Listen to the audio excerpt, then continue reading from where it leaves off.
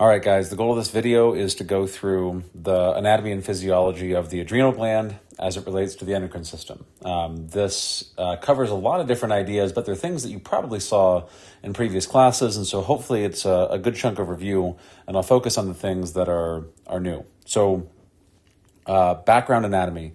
The adrenal gland gets its name because, remember, renal always means kidney related in some way, and the adrenal glands are just these pyramid-shaped organs that sit on top of each kidney. So 2 adrenal glands, one on each kidney, and the outer layer of tissue in the adrenal, like a lot of organs, we call a cortex, and the interior tissue that's central, interior to the cortex, we call the medulla. And there's not really a whole lot going on here other than the production of specific sets of hormones. Right? And so this is what adrenal tissue looks like if you put it under a microscope. So this would be the exterior, this would be the interior of that tissue, and the layers are fairly hard to tell apart just by sight.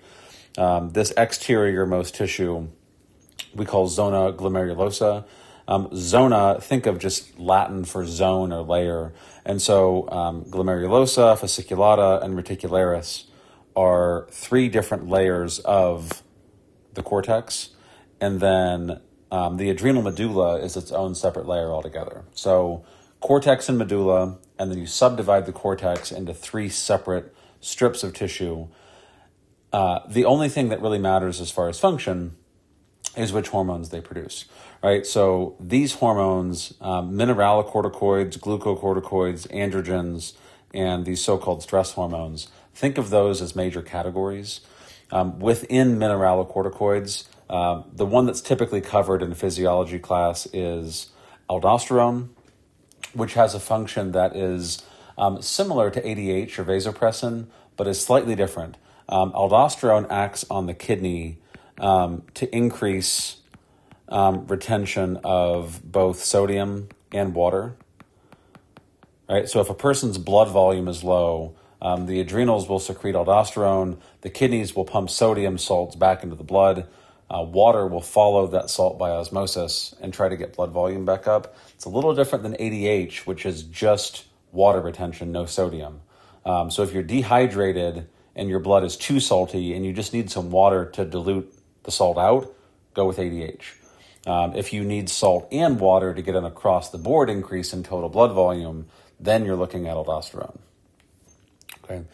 Zona fasciculata secretes cortisol, is the big one. And cortisol is called a glucocorticoid because it regulates, in some minor ways, blood glucose levels. Insulin is still by far the most important hormone, but cortisol has an impact. And I've got a detailed slide on cortisol coming up in a bit, so we'll go into that in more detail. These androgens, this hormone is a precursor to testosterone and estrogen. And so consider this an androgen precursor that can be turned into sex hormones. For example, this is how women make testosterone and how men make estrogen in relatively small amounts from the adrenals. We'll get into the details of those once we get to the reproductive section in this class, and so we're going to save that one for now as well too. All right, adrenal medulla produces the stress hormones epinephrine and norepinephrine. For the sake of this, the easy thing to remember is epi and norepi both are very potent stimulants of the sympathetic nervous system, which remember is part of the autonomic nervous system. And I didn't put a detailed slide in here because I think it should make sense. Epinephrine and norepinephrine stimulate everything that you think of when you think fight or flight response. So this is increased heart rate, increased respiratory rate, increased metabolism, sweating, everything that you imagine happening to yourself when you have an adrenaline rush.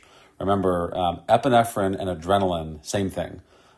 British people and scientists tend to say adrenaline, and epinephrine is used in medical literature in some ways. And so, same thing. Norepinephrine binds to the exact same receptor as epinephrine, so they act in the same way. Different effects, slightly on different tissues, but think of them as working together to get you that strong fight or flight sympathetic nervous system response. Okay, so a quick review of some more details about cortisol. Remember, cortisol production happens when the hypothalamus and pituitary release ACTH, right, adrenocorticotropic hormone, and the effects are pretty varied. So this is an interesting example of how many different effects one hormone can have on the body, and so I wanted to go through it. Cortisol is a stress hormone, and so whether it's physical stress from a workout or some sort of strenuous work activity you're doing, or if it's chronic stress from sleep deprivation, nutrient deficiencies, anything like that, your adrenal gland will release cortisol, and it does a few different things. One is it gets nutrients back into your bloodstream, right? So you start breaking down proteins, releasing glucose, releasing fatty acids from adipose tissue, because your brain sees this as the potential for starvation, and especially if there's physical stress, you're going to need nutrients to give yourself calories. The second response is suppression of the immune system. So decreased inflammation, right? This is why we use corticosteroids like prednisone or cortisone cream to reduce inflammation. The immune system is expensive energetically, and so we release cortisol to try to suppress the immune system and save energy, because your brain sees this as saying, well, we might be starving right now, and so yeah, the immune system is great and all, but if I have to choose between starving or getting an infection, we're going to go ahead and risk the infection. Right? And then the last thing is increased appetite. This is where stress eating comes into play for a lot of people, is if your brain thinks you might be starving, you want to increase appetite to prevent that from happening, so that you have motivation to seek out food. Right? So a lot of this makes more sense if you think about the fact that historically, the most common reasons that humans died 1,000 years ago or more was either starvation or infectious disease or accidents, but starvation was the big one. And so cortisol is entirely built to try to avoid starving to death, right? Free up nutrients to use in the moment, suppress the immune system to save energy, and then increase appetite to try to motivate the person to find food, right, to avoid that starvation situation. In a modern setting where our stress is not caused by starvation or, getting eaten by a lion or something like that, your chronic stress can cause weight gain because your brain doesn't know any better. You feel stressed because of work or school or not sleeping well or relationship stress, whatever it might be. And the end result is cortisol levels go up and your appetite increases because your brain thinks chronic stress, we might starve to death. We have to make sure that we fatten up a little bit to make sure that that doesn't happen. Okay, and so people that are stress eaters, it's linked to cortisol, but don't make cortisol the bad guy. The end solution is obviously to try to eliminate the stress that's causing the cortisol release in the first place, and then hopefully the system can correct itself. All right. The other thing that I wanted to do in this is make sure that you're not forgetting the relationship that the adrenal gland has to the hypothalamus. And so when we're deciding exactly how much cortisol to release, the brain, specifically the hypothalamus, is in control. All right, so if your cortisol levels are imbalanced, right, and any of these guides where they say cortisol, or say they say glucocorticoids, that means cortisol levels, that's your most important glucocorticoid. So if your hypothalamus decides that cortisol levels are too low, it will respond by releasing CRH, corticotropin releasing hormone, into the blood.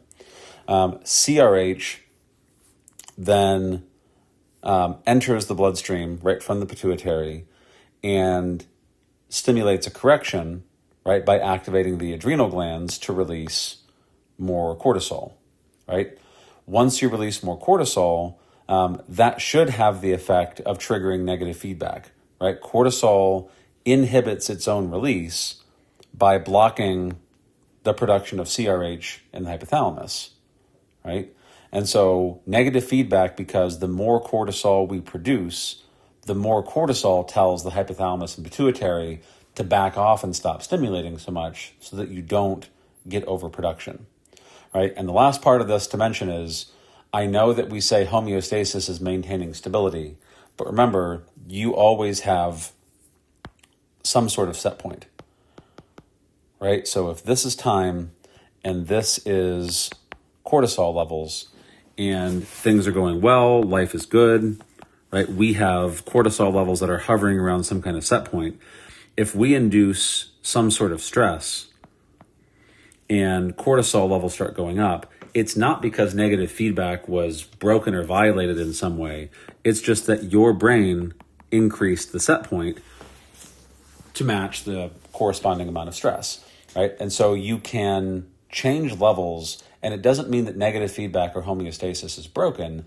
It just means that your brain temporarily decided that you need your set point to go up or down a little bit. The same thing happens when you get sick and get a fever, right? The brain isn't broken. It's just saying we have an infection right now.